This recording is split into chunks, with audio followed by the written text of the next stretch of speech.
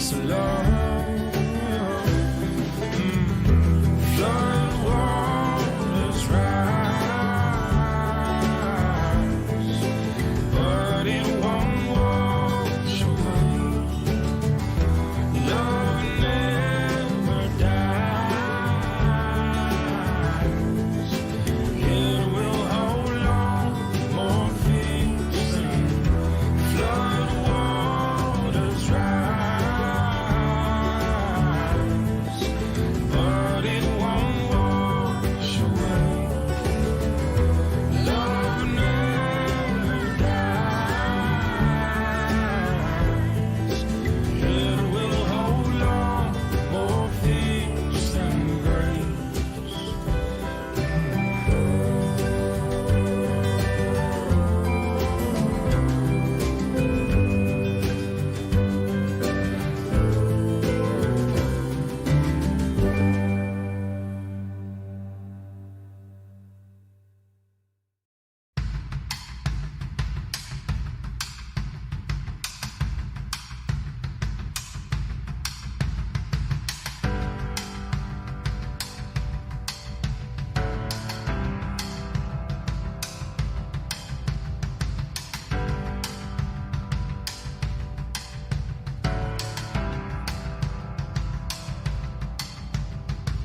Breathe out my vision, oh Lord of my heart.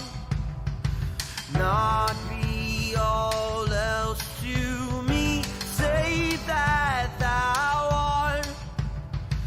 Thou my best Lord, by day or by night, waking or sleeping, thy presence my light.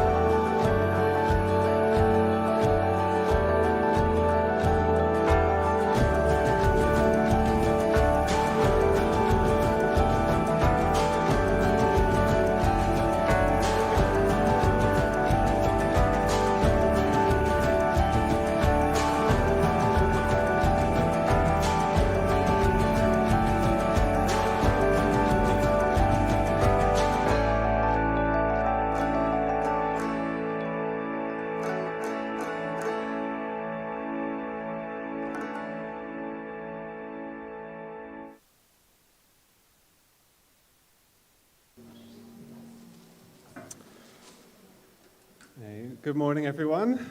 Welcome, welcome, welcome. Welcome to everyone who is watching online as well.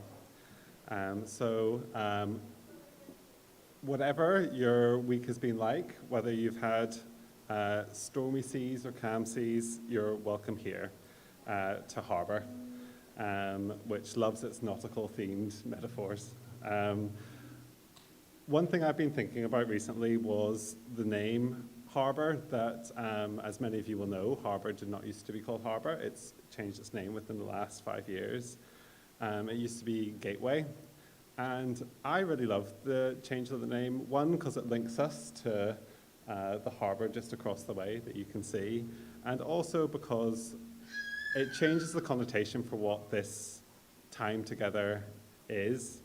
It turns it from an entryway into something, as if what we have here is special and what out there isn't, into a time to, like a ship harbour, come in, take stock, and shelter for a time before you go out there to where ships are meant to be, onto the sea, where the adventure and where life really is. And have a bit of time for maintenance. Friends of mine yesterday just bought a boat. They went over to England to buy a boat that they took back on their car, a fold-away one, and they took it out onto Loch Ness yesterday. And they came back and they were really excited because they were like, David, we're now boat people, which is great. I don't know quite what that means, but they did.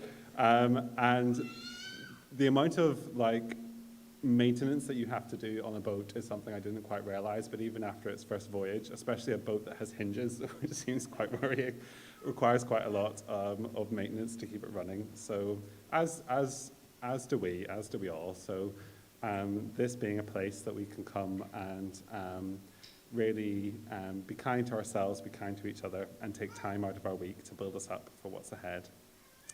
With the name change to Harbour as well, I also love that it's a group that was willing to change its name, willing to move forward, and Harbour sometimes describes itself as a progressive faith community. And by progressive, not necessarily meaning on the forefront of change, but willing to change, willing to accept it, willing that that's the way that things go in our lives and in community, and how Christianity becomes a living religion when it accepts that it can progress and change and evolve and grow. So if you're just here for both online or here, just for a short period of time, just for a one-off or coming and going, that's great. That's what a harbour is for, and you're so welcome for that. If you're wanting to stay a bit longer, that's really cool too. And one thing that we know that we need as we change and we grow is every one of us and different voices, and voices that maybe haven't been heard in faith places before.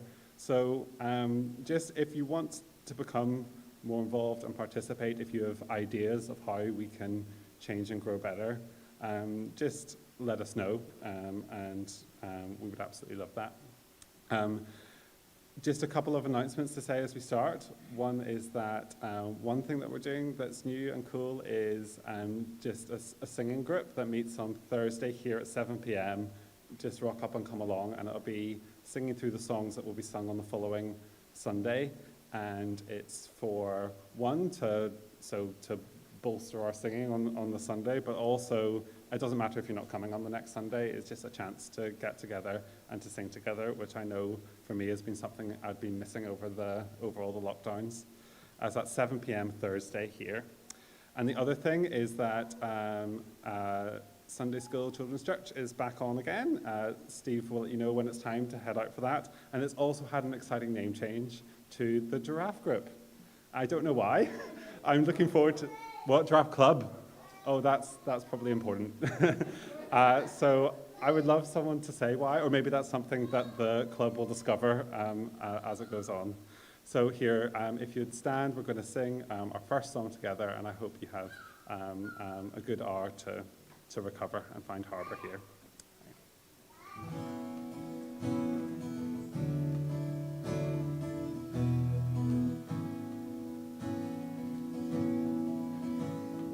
Every heart and every tongue.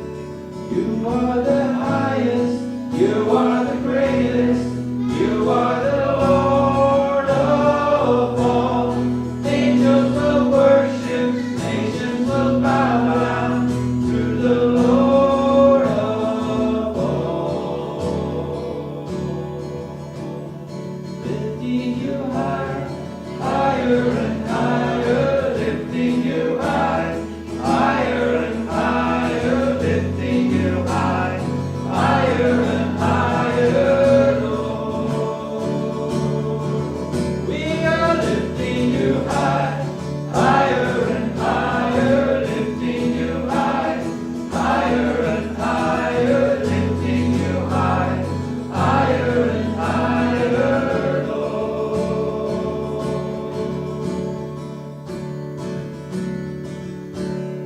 You are the highest, you are the greatest, you are the Lord of all. Angels will worship, nations will bow down to the Lord of all.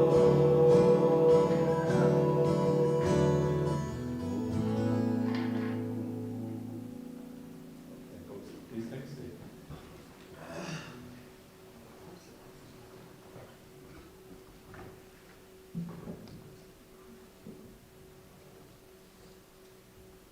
Psalm 19. The heavens are telling the glory of God, and the firmament proclaims his handiwork. Day to day pours forth speech, and night to night declares knowledge. There is no speech, nor are there words. Their voice is not heard, yet their voice goes out through all the earth, and their words to the end of the world. In the heavens he has set a tent for the sun, which comes out like a bridegroom from his wedding canopy, and like a strong man runs its course with joy. Its rising is from the end of the heavens, and its circuit to the end of them, and nothing is hid from its heat. The law of the Lord is perfect, reviving the soul. The decrees of the Lord are sure, making wise the simple. The precepts of the Lord are right, rejoicing the heart. The commandment of the Lord is clear, enlightening the eyes. The fear of the Lord is pure, enduring forever.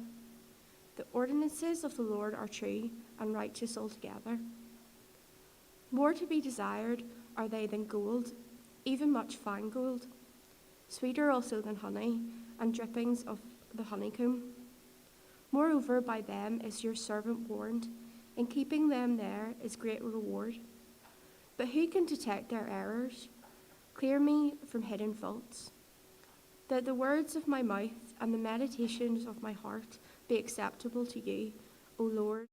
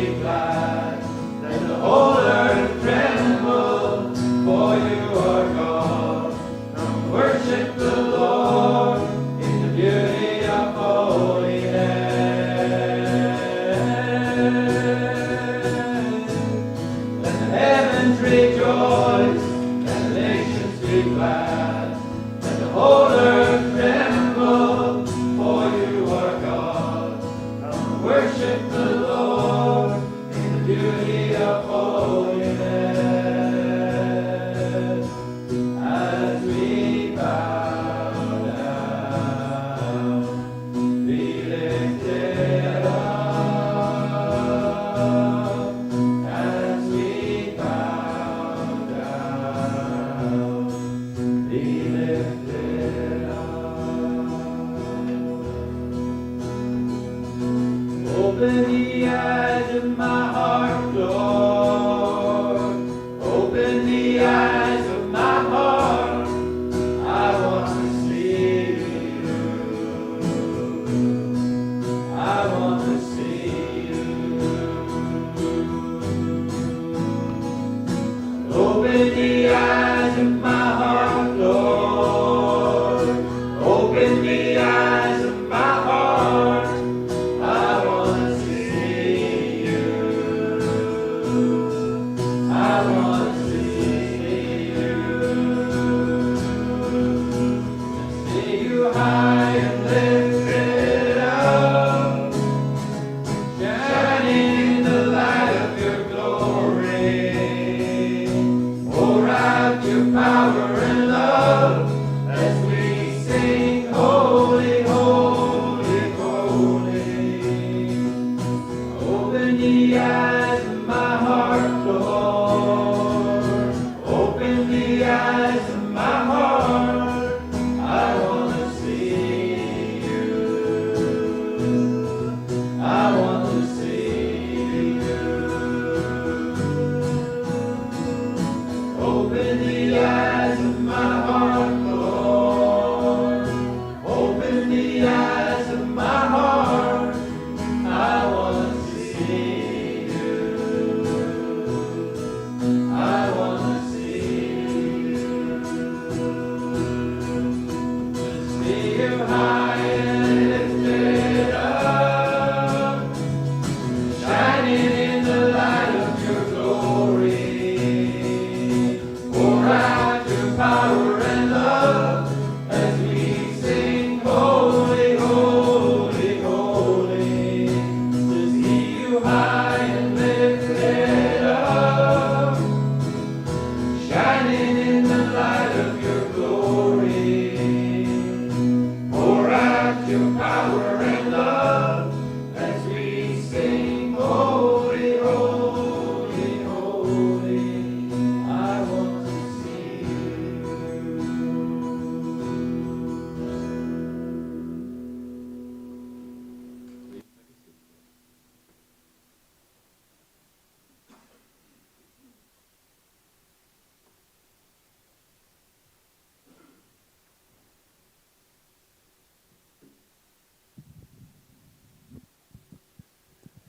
So hello everyone once again. We're going to have a little bit of conversation time. This time I want to really hear some feedback and some interactions from you all. So we're going to not just read the text, but meditate on it a little bit, enter into it creatively, and I'd love to hear your feedback, your reactions, questions, observations, and then we'll have a conversation around that. It's, I think, quite a challenging text. And if you find it challenging too, let it be so. And we'll just see what comes up. So instead of reading the gospel passage before and then meditating on it, we're going to just do the creative listening to begin with so that the text comes at you fresh and surprises you and hopefully catches you off guard. And what you are doing when we read it is you are reading it imaginatively. So that means don't let just the words describing what's happening tell you what's going on. Let your imagination inform the story as well. So what kinds of things would you imagine people in that environment asking? Who do you see there in the crowd? What sights and smells do you experience if you were there? Okay, so that's what you're looking for. The stuff between the lines of the text. So once again, get yourself comfortable, however that means for you, and I invite you to close your eyes, and I will read you the passage nice and slowly. And trust your imagination just to take you on a journey through this passage. Now, just before we read it, as you've closed your eyes, the first thing you'll encounter is yourself. because you are, as you know, a complex universe within. You have doubts, certainties, conflicts, joys, burning questions, arguments half had that remain unresolved, people you're worried about, people who worry you. You've got all sorts of pressures, things pulling on you in all sorts of directions, and that's fine. That's just who you are and where you are. And the very first thing you do before you can imaginatively encounter another story is just acknowledge your own. Don't judge it. Don't try and suppress it. Just note it. Just be aware of who you are and where you are.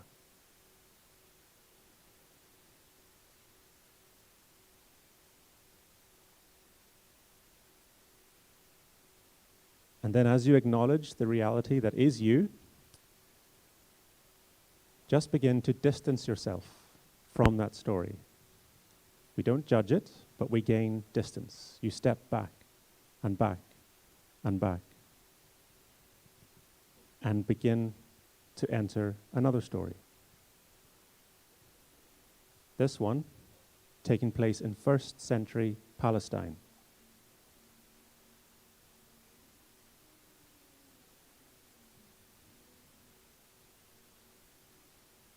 This is a world that you don't really know. You're a stranger here.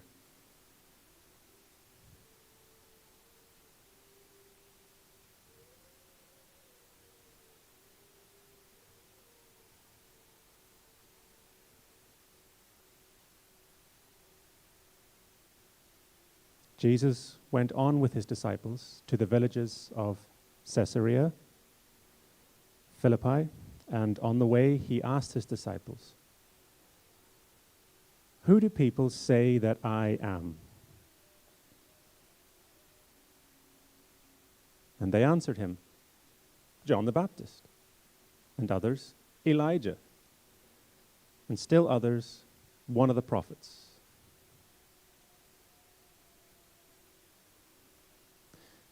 He asked them, "But who do you say that I am?"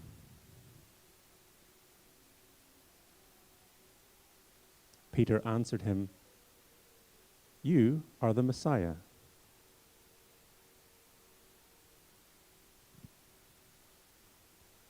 And he sternly ordered them not to tell anyone about him. And then he began to teach them that the Son of Man must undergo great suffering and be rejected by the elders, the chief priests, and the scribes, and be killed. And after 3 days, rise again. He said all this quite openly. And Peter took him aside and began to rebuke him.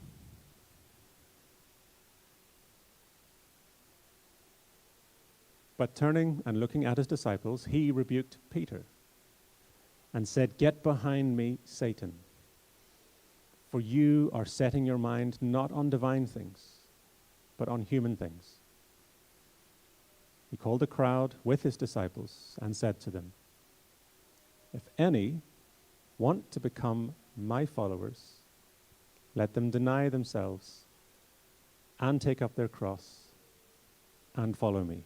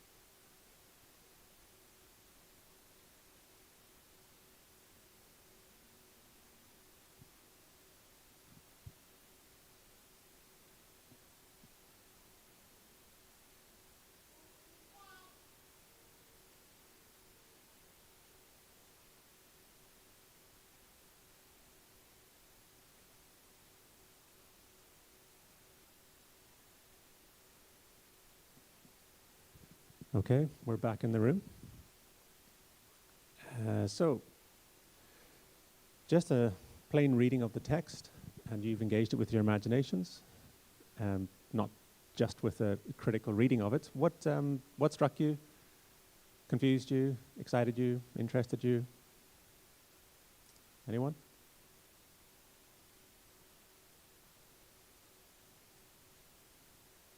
Phil?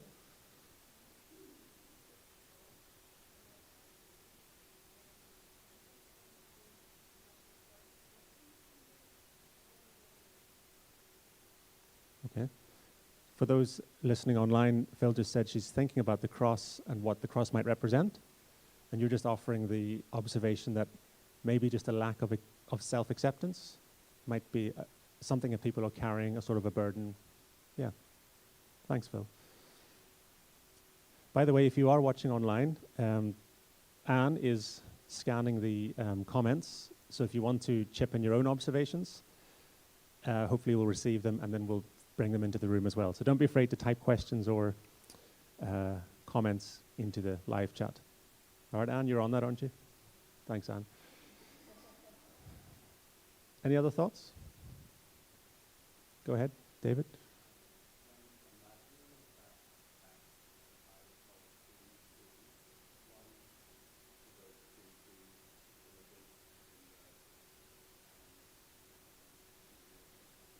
Can I just pause you 1 second? I'm so sorry. I'm going to give you the microphone. Is that all right? Because just so that people can hear. So I was saying that as that was being read, imagined two scenes, one in the countryside of Jesus talking to his disciples and the conversation, and then also my imagination swapped to that passage being read out in an early church, which it presumably might be, or similar things, even before it was necessarily written down. And in that context, it's almost like that community trying to make sense of the cross and what happened, and hearing that community hearing, take up your cross and follow, would mean something different to that first conversation before those events happened. And in that second one in particular, it's a very hard thing to hear and to say, in a context where crucifixion was a reality. To say, take up your cross and follow, it's not an easy path. So whatever it means, it's not inviting you into something easy, and certainly early Christians did not have an easy time of it.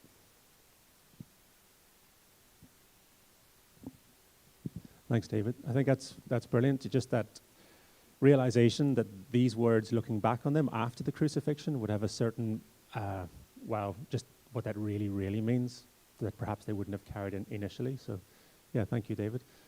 Anybody else? Roy?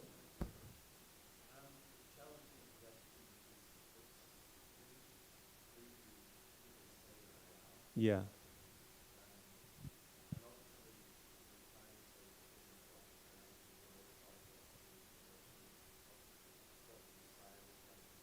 Yes.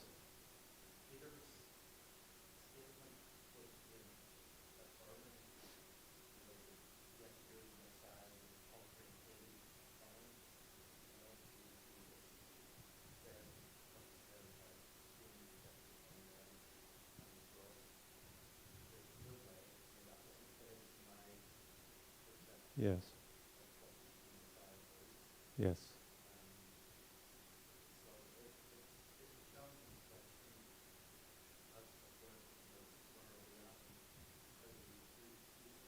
Yeah. Yeah, this...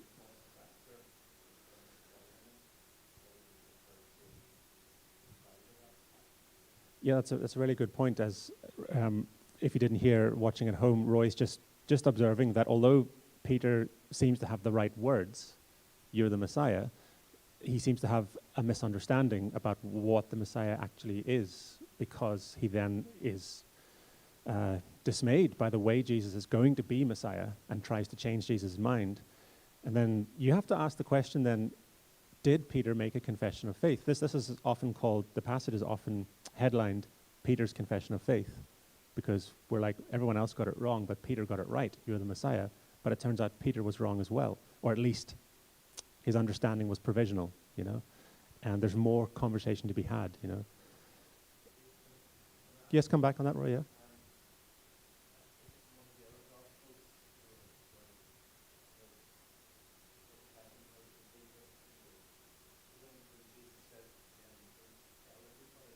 Yes, yes.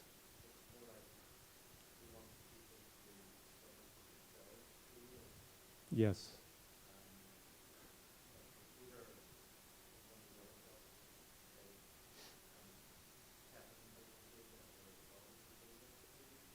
I know the passage you're talking about.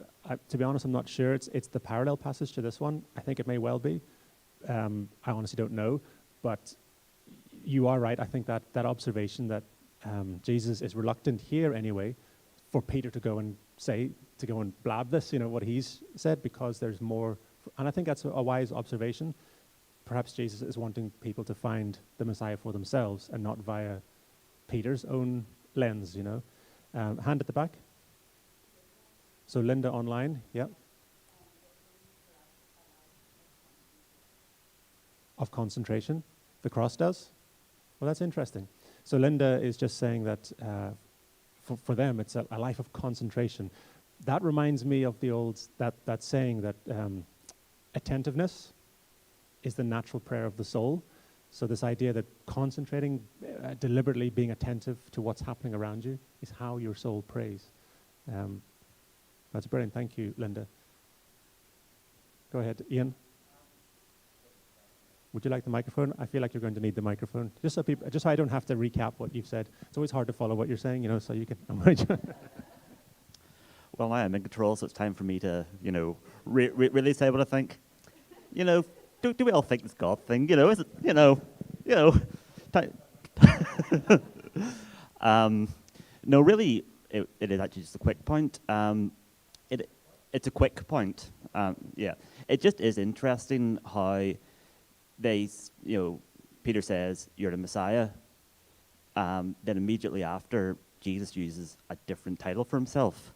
You know, there's not a yes or no, and you know, it's not the Messiah has to go through this. It's the Son of Man.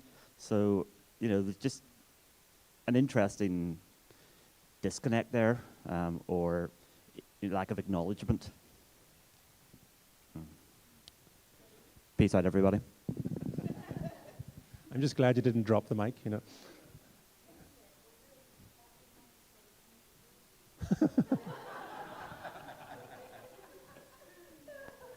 Oh, come on, I made a lovely link and everything to it, and now...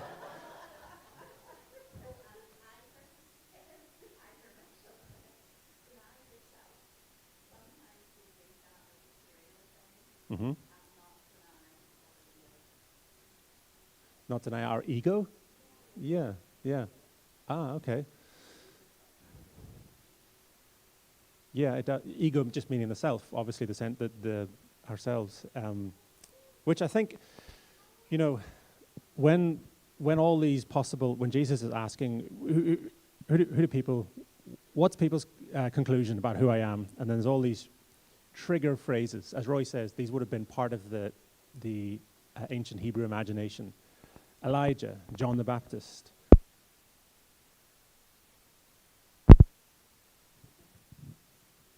What did you do, Ian? one of the prophets. I see you.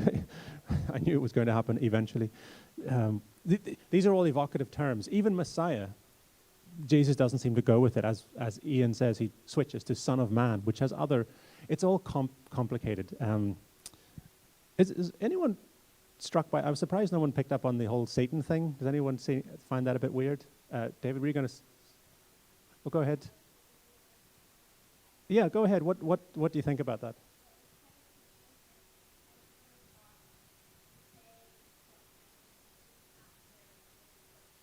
Yes.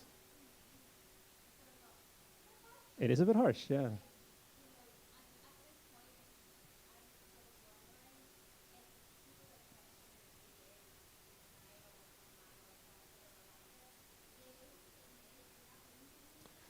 Very good question, and so glad you asked it, because that's the one thing that I focused on and had a little bit to say about. So I'm going to use that that lead in.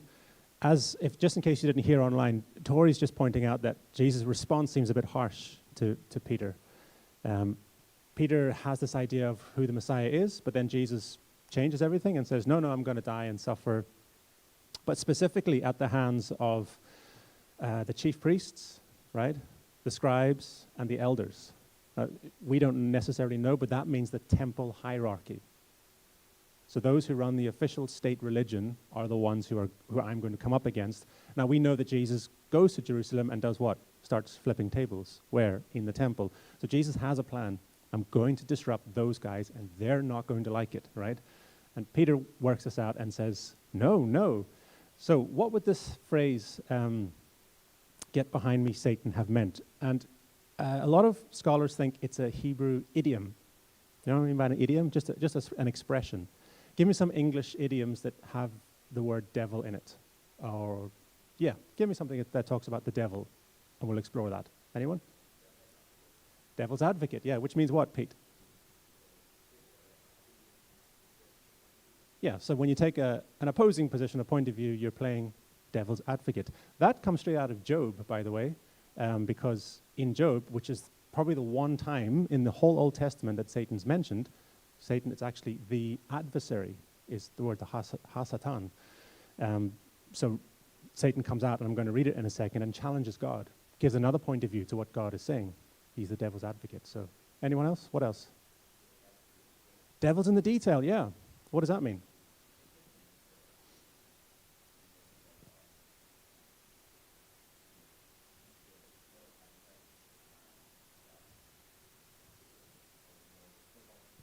Yeah.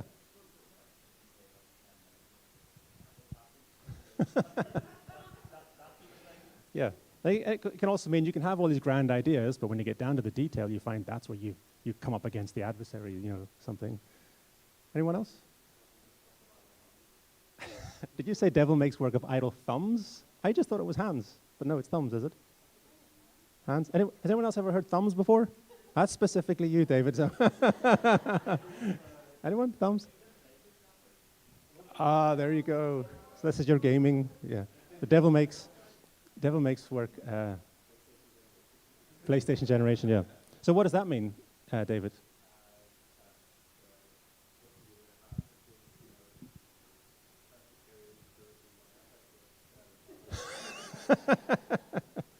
So if you're not focused on something, basically the devil will find something bad for you to do. That's sort of stay out of trouble by keeping active. Anyway, okay, we could go on. There's a few others. Anyone burning? No. Out. But anyway, to answer Tori's question, it meant something specific, so some people think, in the Hebrew mind, which relates to Job, because, and I'm just going to read, Job's coming up in the lectionary, by the way, very soon, in a couple of weeks, so we're going to spend time there. But it's the one time that Satan's mentioned. And Satan isn't thought of as an actual being, like as in this, like God's opposite, like that image shows. See that, Jesus and the devil? It's more like this adversarial personification of evil, metaphorical. Anyway, in Job, it starts like this. So Job's this really holy, righteous guy. God is like, look how great this guy is. And it says, one day the angels came to present themselves before the Lord, right? So in front of the Lord. And Satan also came with them to present himself before him. So the Old Testament image is of God, of the Satan, the accuser, in front of God. And then that's how the whole conversation begins. The Lord said to Satan, where have you come from? So why doesn't God know where Satan was? Satan is like one of the angels in this story, so it's different to how later thinking of the devil was. Yes?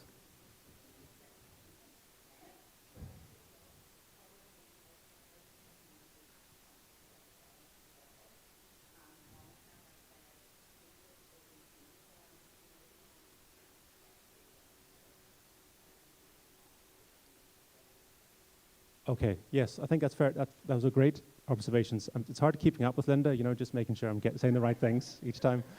She'll come back in a minute. No, that's not what I meant. It's no, thank you for those. Keep them coming. Anyway, so God's talking to Satan, who's in front of God, and says, where have you come from? Satan answered the Lord, from roaming throughout the earth, going back and forth on going back and... I don't know what that is. I know what it is. I had a granola bar earlier on, and it had coconut in it. Thanks, some water would be great. A coconut granola bar, and it's a little bit of that desiccated coconut you get. I can feel it. It's going to be trouble. Anyway, get behind me. Out of my throat.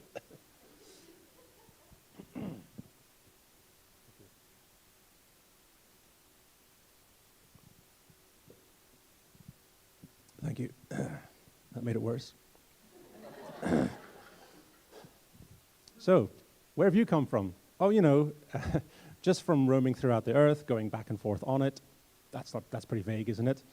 Chilling out, relaxing, all cool, and shooting some b-ball outside of some school. When? A couple of guys, they were up to no good. I just don't know what I'm doing there, but this is sort of vague. I was just out and about. But now, I'm here in front of you. And so anyway, the whole of Job plays out because of this back and forth. And there's the saying that comes out of that, get behind me, right? Don't be in front of me throwing, a spanner. What do you throw in aren't spokes meant to be in the wheel? A spanner in the works. Or a stick in the spokes. Isn't that what it is of a wheel? No? Did I just... Okay, so it's that sort of a thing. Okay, so Satan was in front causing trouble, get behind me. So it's like get out of my way. When someone gets stuck in your throat, get behind me. It wasn't really, you're Satan to Peter. That's not what would have come from it. But why is Jesus saying that? It's this idea, I think, and it comes from this quote. I don't know if you've heard this before. All progress takes place outside of the comfort zone. And just because someone said it doesn't mean it's right, and you may not agree with it, but he's a digital artist, Michael Bobak. I think that's about right. If you ever think about any time you've made progress, you've learned something, it happens outside of your comfort zone. You do something or learn something, you stretched in an area, even physical exercise, it all takes a bit of discomfort to make you progress. And Jesus sees that those around him have all slotted into well-trodden paths. You're Elijah, you're one of the prophets, you're Messiah. And those all had certain assumptions around them. And people were just slotting into those grooves, even Peter. And Jesus was like, whatever you do, don't tell anyone that. This is not right. Don't impose these grooves, these furrows that you've locked into. We need to go, you've slotted into your comfort zone regarding me. Jesus is saying, I'm not like Elijah, I'm not one of the prophets. Not John the Baptist, not even Messiah as you think. He then uses this phrase, Son of Man. And here's why. Because actually, what you think the Messiah is going to be, this political figure who rescues Israel, which was the expectation, actually, I'm going to die. And if you think about the cross, if anyone wants to follow me, that's a big if, by the way, because not everyone does. But if anyone does want to follow, i.e. make progress, they're going to have to do what? Take up discomfort for that progress to happen. There's an acknowledgement that Jesus is literally going to do that. And in some cases, some of the early disciples also literally went to crosses of their own. They were literally crucified in the same way Jesus was, some of them. And but for us, I think there's just this check that if we want to be sincere people of faith, we have to resist the urge to pigeonhole, that's that, even to each other. Oh, he's just a liberal. Oh, they follow that political party. So everything else fits in. They're just that kind of a person. We have to be prepared for discomfort to pull us out of comfort zones if we want to progress. And Jesus is ultimately about progression. So it's not like Jesus says, look, here's the answer, file that in your knowledge and you'll be fine. It's more like this is going to be a journey, and a lot of it will be uncomfortable, because that's how progress happens. So follow. And so I think Jesus doesn't spend a lot of time correcting everyone. He's just like, just put those down. Get behind me, Satan. That's just a red herring, all that stuff.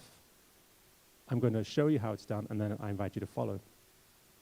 So I think that's what it means by get behind me, Satan, Tori, but that could be wrong. But it's what helps me. You'll have noticed, and I'm just going to finish with this, that the prayer, the welcome prayer, probably caused some discomfort in you. I'd be surprised if it didn't, because it starts with, I welcome everything that comes to me today, because I know it's for my healing. Is everything that comes to you every day for your healing? David doesn't think so. Is it? This is Thomas Keating's welcome prayer. And when we say things, it's not because, oh, that's 100% right. What about I let go of my desire to change any situation, condition, person, or myself? Are we not supposed to push for change? Should we just accept everything the way it is? Or do we push for change? And so there's this tension between what Thomas Keating is saying here. Yes, we surrendered to God and acknowledge that God is above all and through all. That's good. But don't we also have to be careful of things that actually come against us and hurt and disfigure, and how do we challenge those? And by saying things that we kind of accept on one level, but then saying, but don't forget this, we create deliberately tension and discomfort, because that's how we learn, that's how we follow Christ. So always be on your guard, always. And that includes, I'm not saying we put things in services like this to trip you up, but we constantly make sure we're alert and awake, as Jesus says. Because, what does Jesus say? Make sure you're alert and you're awake, because who prowls around waiting to devour? The devil, right? So there's this, again, this metaphorical, devil could get in front of you, get behind me. Anyway, I think that's what's going on there. Basically, a misunderstanding, a lot of people thinking they knew what Jesus was about, what Messiah was about, what Israel needed, and all that. Jesus going, actually, prepare yourselves for the uncomfortable journey. We're nowhere near there yet, so don't go telling everyone this stuff. Wait until you figure it out. I've gone way over time, and I'm sorry about that. I didn't realize what time it was. And I had a video and everything. I'm not going to show it now. There's no need. So we are going to just head towards a close with a song, though. So I'm going to invite the musicians to come forward and just let some of the stuff you've heard and wrestled with today settle in your hearts as we sing this closing song. Because this song brings us once again onto some kind of solid ground. So I know that talking like this can be a bit disruptive. This song tries to talk about all that is good and all that is right and where it all comes from, and ultimately places our hope and trust in the solidness and the surety of the love of God. So let's stand together, and we're invited to sing this, to come back to a place of robust foundation so that we may go off again into the wild seas. And then David will close with a blessing for us.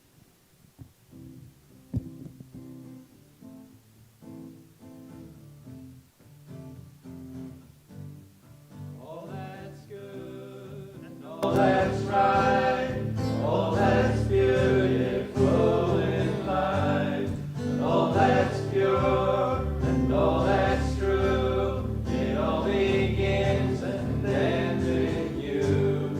Every star in the sky joins in thanks and we reply. All you are and all you be, we say thank you once again. For all you are and all you be, we will worship endlessly. For all you are,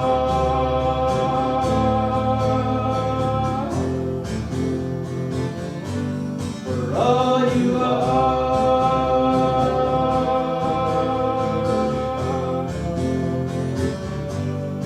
All that's good, all that's right, all that's beautiful in life, all that's pure and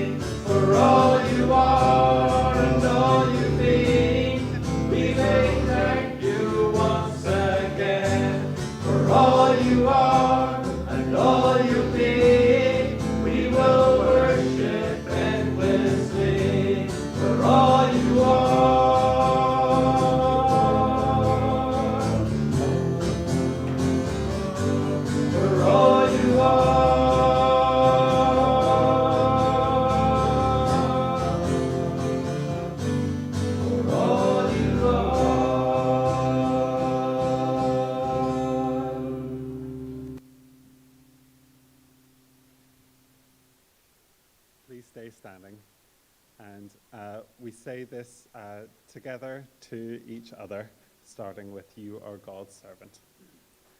You are God's servant, gifted with dreams and visions. Upon you rests the grace of God like flames of fire. Love and serve the Lord in the strength of the Spirit. May the deep peace of Christ be with you. May the strong arms of God sustain you, and the power of the Holy Spirit strengthen you in every way. Amen. Amen. Have a great week, everyone. Thank you. That's a wrap. Not a wrap. Good.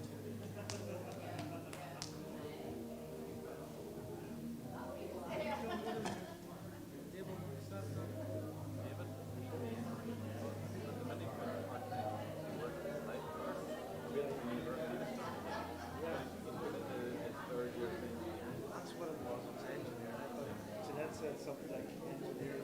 Yeah, well, originally, Roy, What does he fancy doing? it's mechanical engineering. Right. That's just broad. Yeah, yeah. Yeah.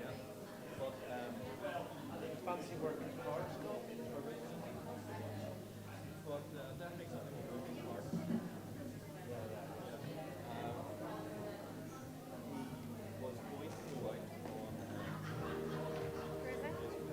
Right.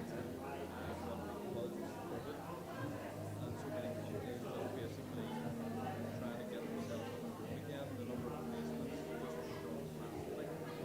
So he has signed up for a master's. So it's basically 3 years of uni, 1 year of placement, hopefully next year, then back in for his year of master's. Is it, I know it, I remember George saying like engineering bit That's the end. I just got yes.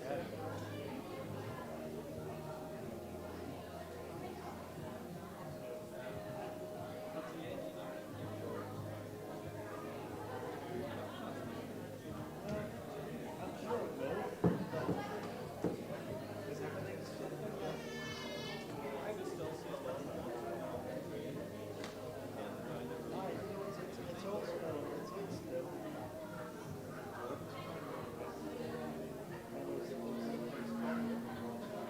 Just this week. He's retired. Did he go after you? No. He just retired. Like he's pension age. He stayed on another year. He all had more early retirement. Yes. But everything's still up this summer. And now it's next year.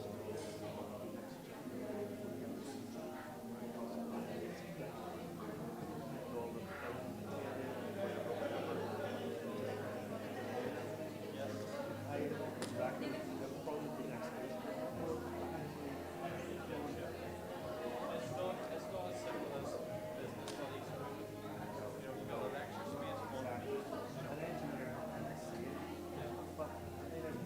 Remember all the engineering thing, you wanted something, you know, like I was couldn't get on a big plastic thing for the MG, for the cover. I had one, the old before. Can you actually